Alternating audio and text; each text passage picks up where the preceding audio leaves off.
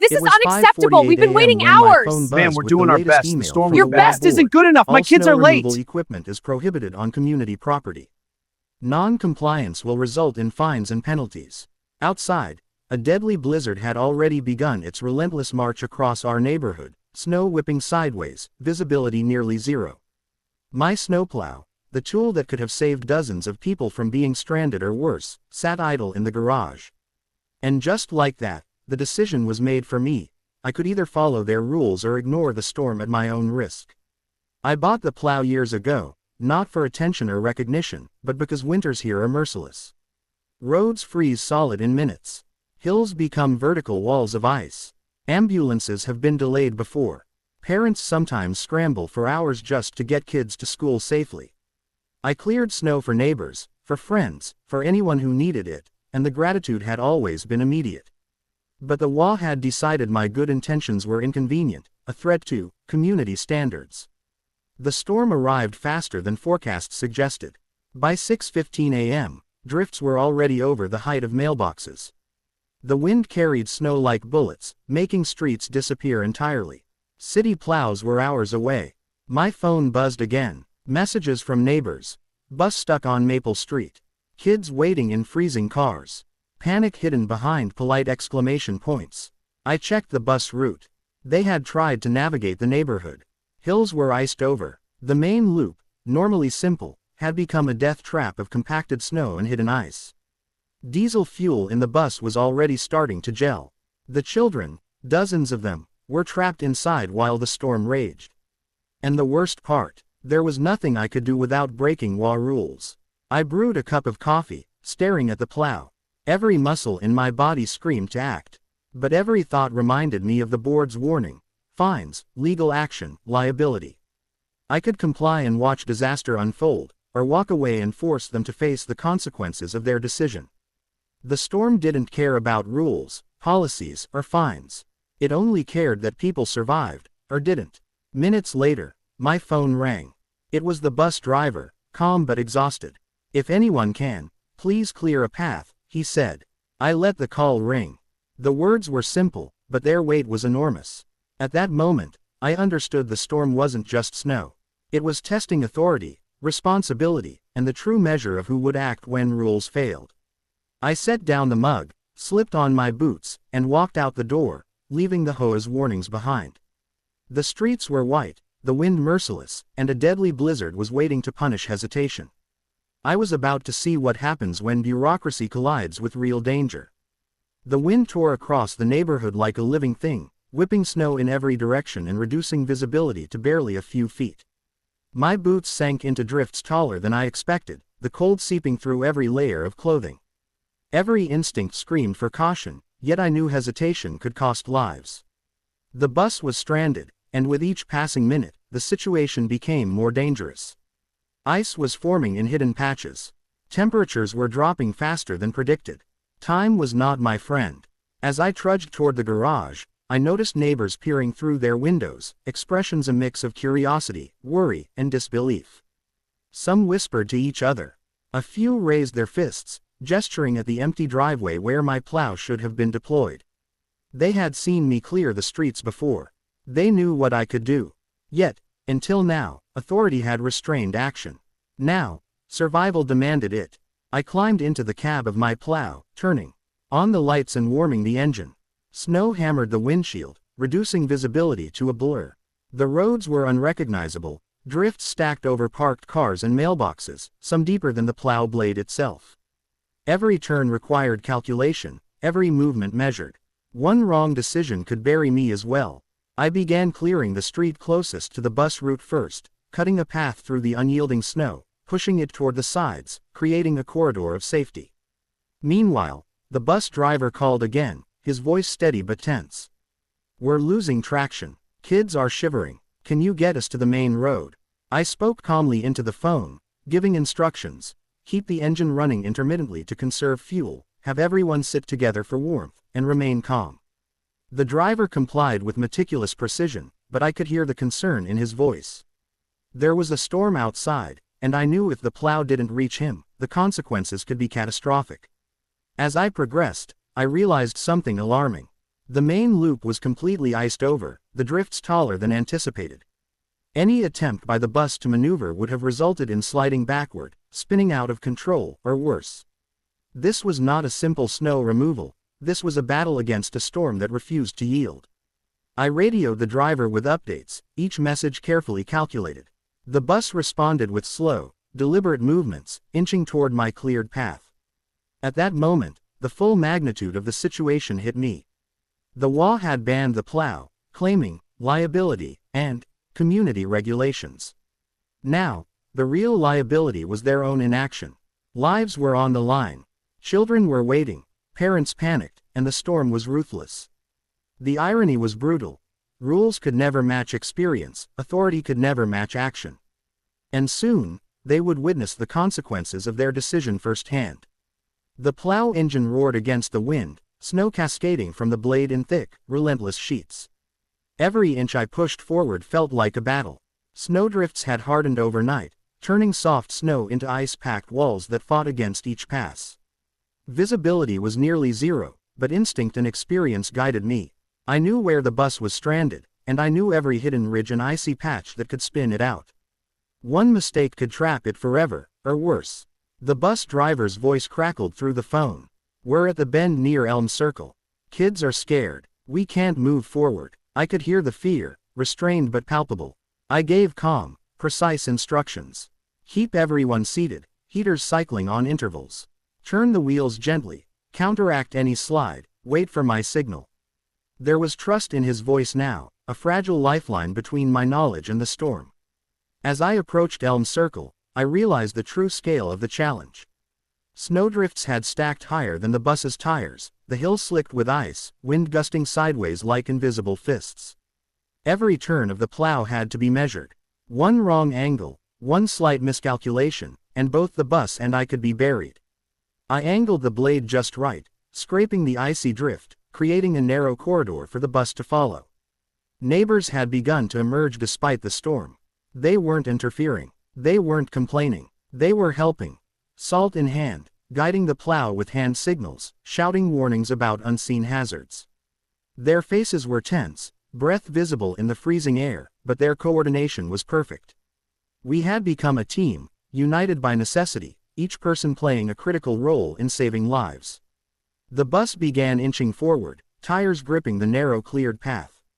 I guided it meticulously, inch by inch, telling the driver when to steer, when to brake, when to accelerate. Each movement was precise, a dance with physics and weather.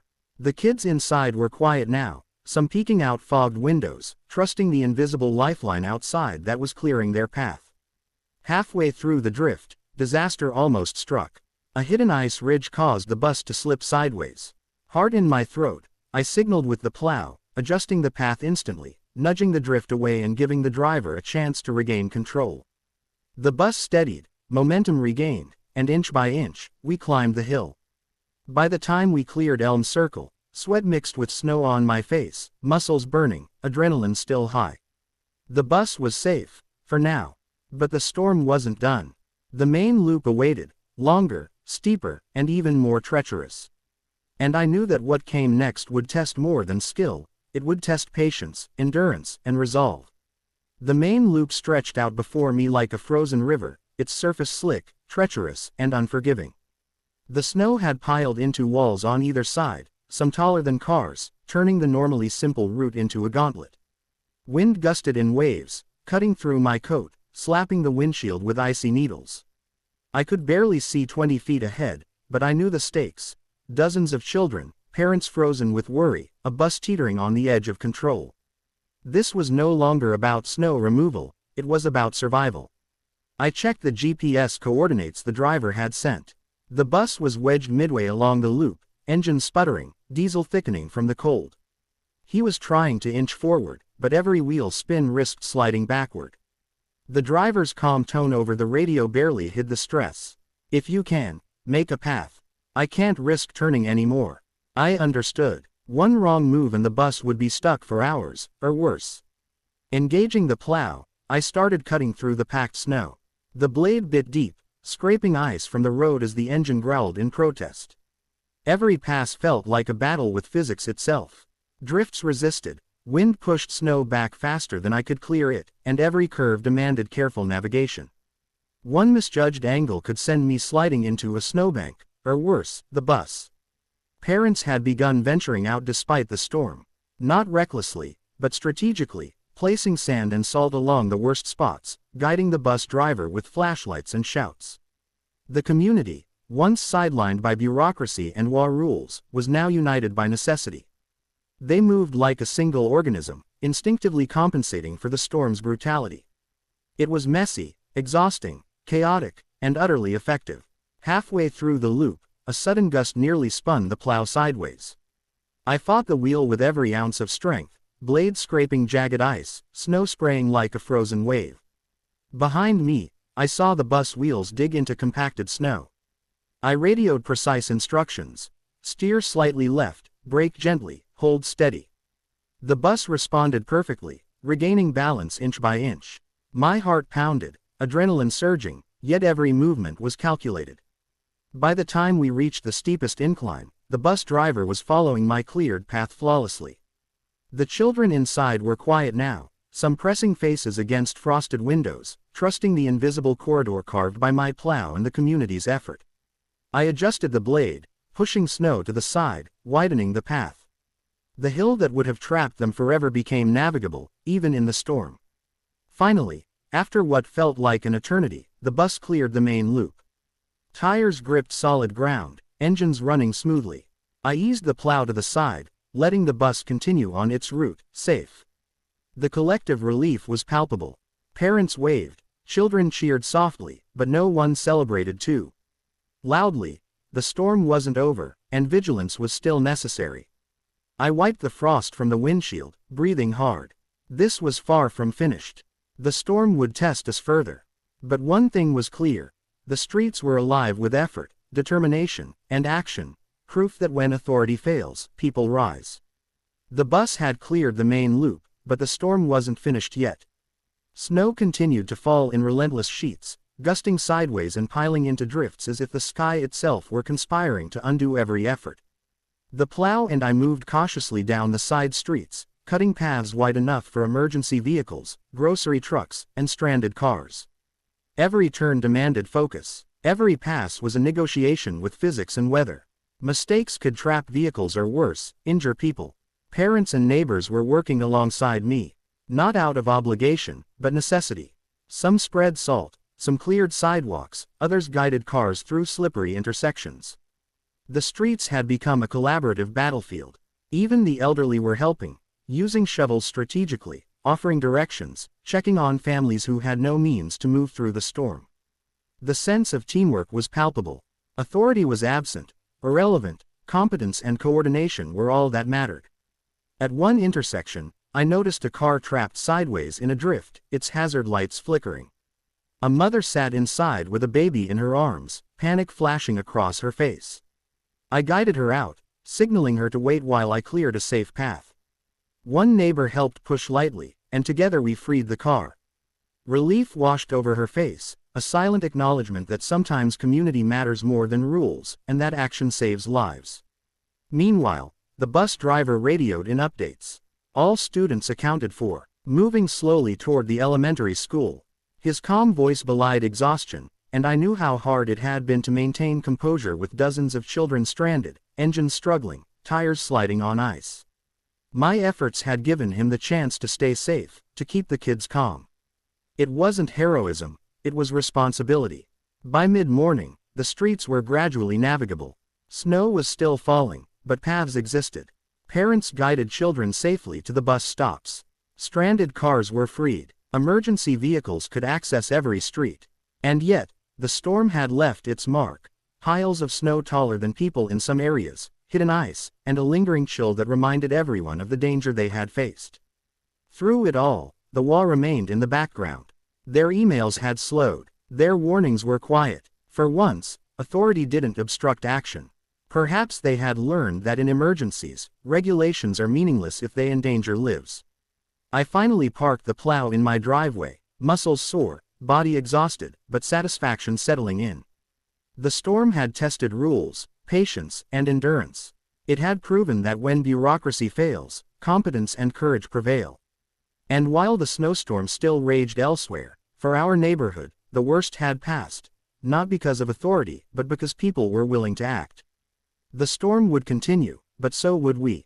By early afternoon, the blizzard's fury had begun to relent, but the aftermath left a neighborhood transformed.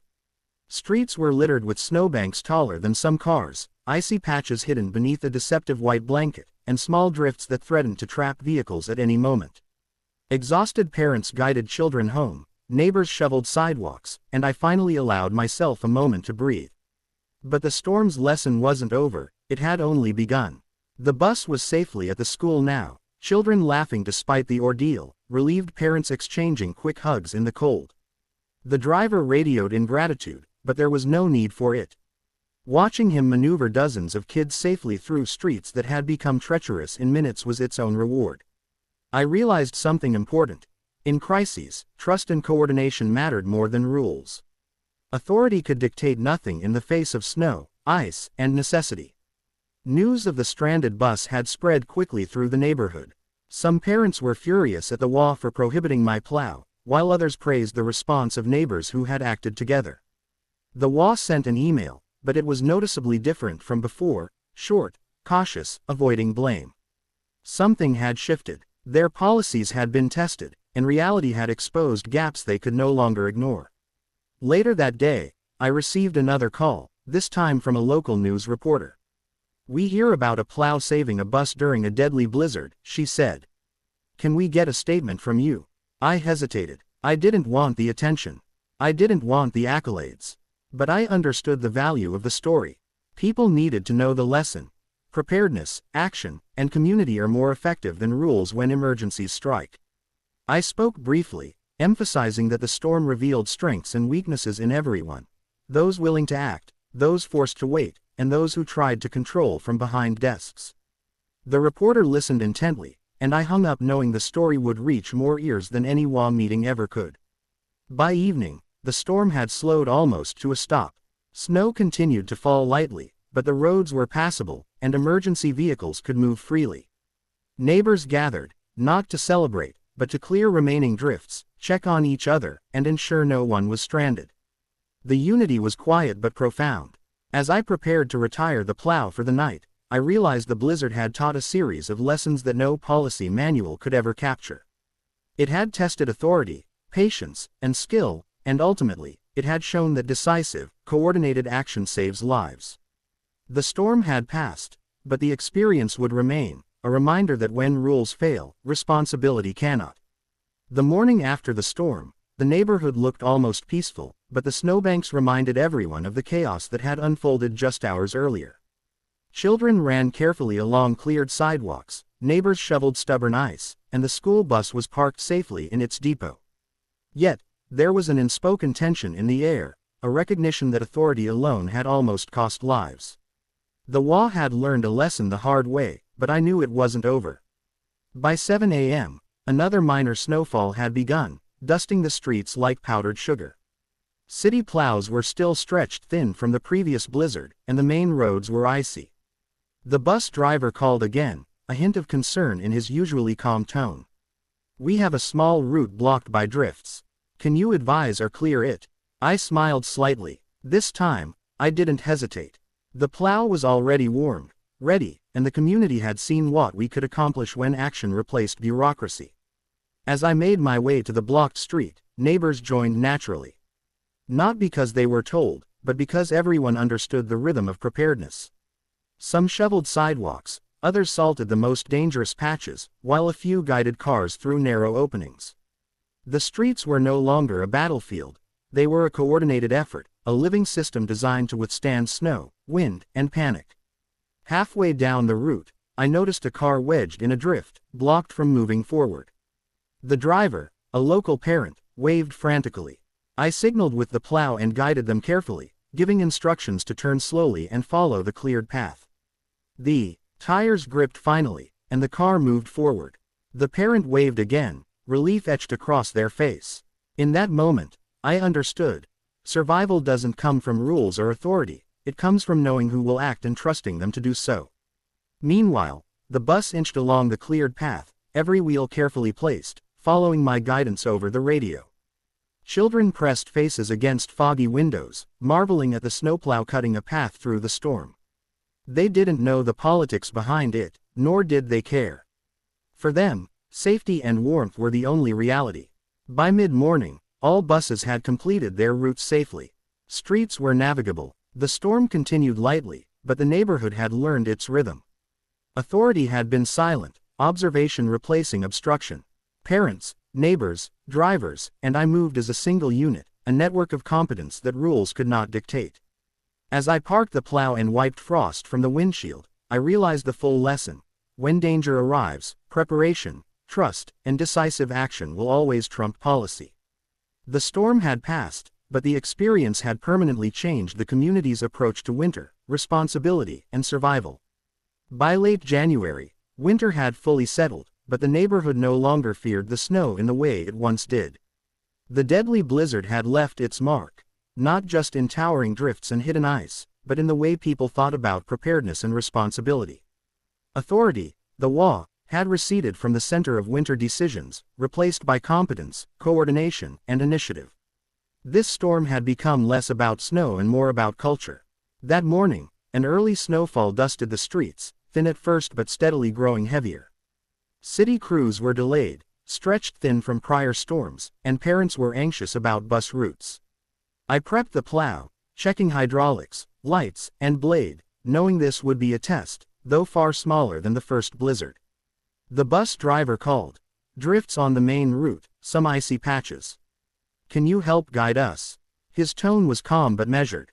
This time, trust replaced panic. As I navigated the streets, neighbors naturally emerged to assist. Some shoveled sidewalks, others salted corners, and a few stood in place to signal hazards to drivers. There was no chaos, no yelling, just a coordinated rhythm of people who understood the stakes, who understood that rules alone cannot clear snow or save lives. The difference from previous storms was stark. Competence now overrode bureaucracy. The bus approached a particularly tricky incline near Pine Street, the same hill that had trapped vehicles in previous storms. The tires slid slightly on the thin ice. I radioed precise guidance to the driver, carefully signaling adjustments while widening the plowed path. Behind me, a neighbor shoveled a secondary path to prevent stranding another vehicle. Coordination, not rules, ensured safety. By mid-morning, every bus had reached its destination safely. Parents were relieved but not panicked. Children were warm and safe. Streets were passable. The storm continued lightly, but the real victory was already complete. A neighborhood capable of acting efficiently in an emergency without waiting for authority. Later, the HOA quietly updated winter policies. A single sentence was added. Residents acting in good faith to maintain safety during emergencies shall be protected from fines or penalties. No fanfare, no headlines, just common sense enshrined in writing. The board had finally acknowledged that real emergencies require real action, not rules written in ink. Standing on my porch, watching light snow swirl across the streets, I realized what had truly changed. The storm had taught lessons that no board meeting could enforce. Action saves lives. Rules alone cannot. Prepared neighbors, ready hands, and trust in those capable mattered more than authority. The neighborhood had learned this, and I knew it would never forget. The final storm of the season arrived like a whisper at first, then quickly escalated into a relentless blizzard. Snow fell sideways, piled into towering drifts, and iced over streets that had barely recovered from the previous storms. But this time, the neighborhood was ready. No panic, no frozen buses, no frantic calls for permission. Experience had replaced fear, and action had replaced bureaucracy. I woke before dawn, checking the streets from my window. The plow was prepped, fuel topped off, blade ready. Parents were already emerging with shovels, neighbors checking sidewalks, spreading salt, and coordinating routes. The bus drivers called in early, requesting guidance over the radio. Every message was met with calm, precise instructions. There was trust, not panic. Coordination, not complaint. As I drove the plow down the first street, snow piled high on either side, gusts slapping the windshield. The roads were treacherous, but the path cleared was navigable. Children waved from windows, parents nodded approval, and for the first time, I felt a quiet pride, not in myself, but in the neighborhood. The storm was fierce, but preparedness and teamwork made it manageable. Halfway through the morning, a bus became trapped near the steepest hill in the area, the notorious Pine Street incline. Tires spun on ice, and the vehicle inched forward at a glacial pace. I guided it carefully, nudging drifts aside with the plow, widening a safe corridor. Neighbors helped on foot, signaling hazards, spreading salt, and shoveling stubborn pockets. The bus moved slowly but safely, every child accounted for. The route, which could have been deadly in the past, now passed without incident. By midday, all buses had completed their routes. Streets were cleared sufficiently for vehicles, emergency services, and pedestrians. Snow continued to fall lightly, but the danger had passed. The HOA, once quick to enforce rules, sent a brief email thanking residents for their initiative. No reprimands, no warnings, just acknowledgement. Authority had finally recognized competence.